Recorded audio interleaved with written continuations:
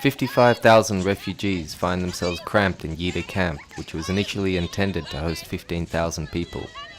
Every day new families arrive, tired and weakened by their journey to escape Sudan.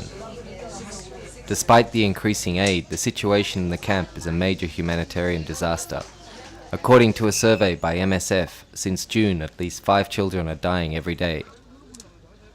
The adult mortality rate is alarming too, with 2 deaths per 10,000 people per day, a figure well above the emergency threshold.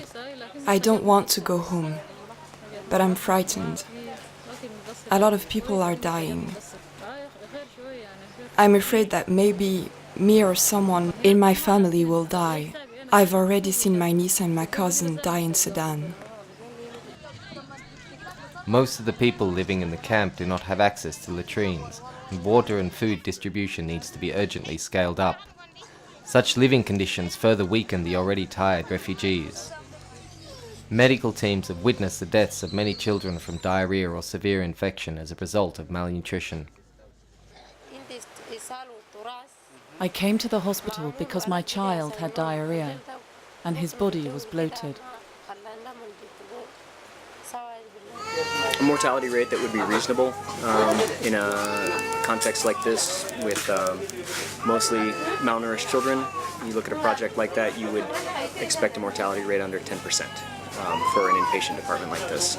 Our mortality rate in the past few weeks has reached as high as 24%, which is frightening and a very difficult figure.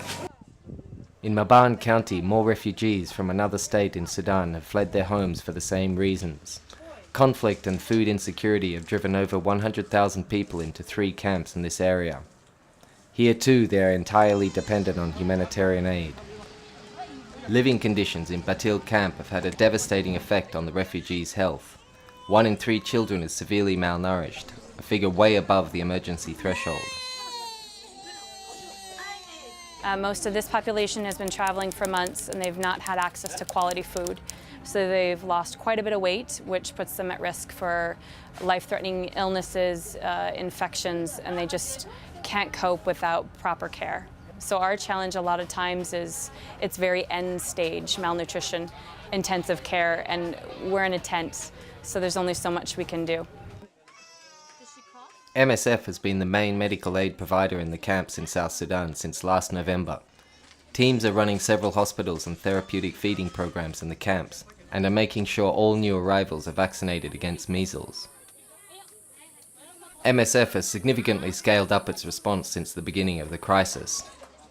However, conditions remain dire and more resources are needed.